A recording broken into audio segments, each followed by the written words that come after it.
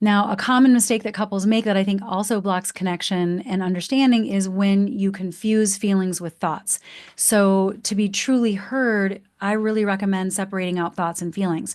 A lot of people don't know what this means, but I think what most people do is they share their meaning making as though these are emotions that the other person caused. So, for an example, you might say, I feel disrespected. I feel like you don't care about me. So, first of all, this is going to create defensiveness and confusion because they're going to want to reframe that, right? As soon as you lead with that, they're going to say, no, that's not it. I wasn't disrespecting you. You're going to feel invalidated, even though they're just trying to give you a different way of looking at it because they want you to feel better. They want you to not think that about them. They want to give you a different way of looking at it so that you're not hurt or taking it personally or giving it the meaning that you're giving it. And so they're just not going to hear you if you come at it that way and you're confusing the thoughts and the interpretations with the emotions. So, and the second thing I wanted to say about it is really not accurate. Aside from the fact that they're going to want to step in and like defend themselves or correct you, it really isn't accurate to say, I feel like you don't care or I feel disrespected, because that's not an emotion.